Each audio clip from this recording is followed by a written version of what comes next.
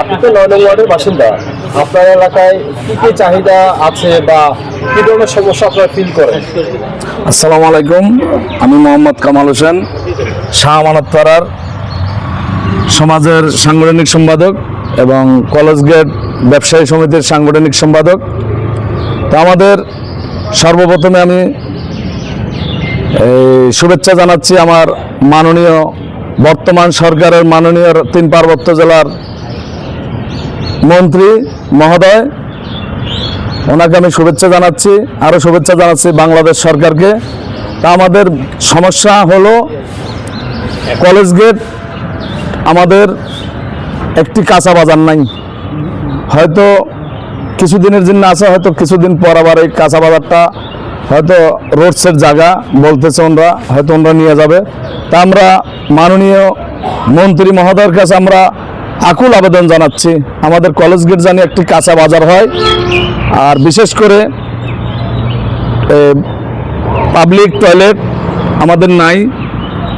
আর বিশেষ করে আমাদের মন্ত্রী পাড়ার পিছনে হেসারে এলাকা পর্যন্ত নদীটা আমাদের কচুডি ফেনায় একবারে স্বয়ংসম্পূর্ণ হয়ে গেছে, মানুষ আসা যাওয়া করতে পারে না।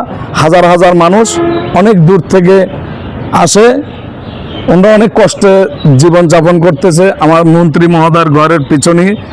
তা আমি আশা করব আমার মন্ত্রী মহোদয় এদিকে দৃষ্টি দিবে। আর আমাদের কলেজ গেট মাদক নির্মূল করার জন্যে জিরো টলারেন্স থাকবে। আর ওনার কাছে আমাদের দাবি, আমার মন্ত্রী মহোদয়ের কাছে দাবি, আমাদের এই কলেজ গেট যুব সমাজটাকে বাঁচাতে হবে। এই যুব সমাজ যদি না বাঁচে কোনোদিন দেশ উন্নয়ন হবে না।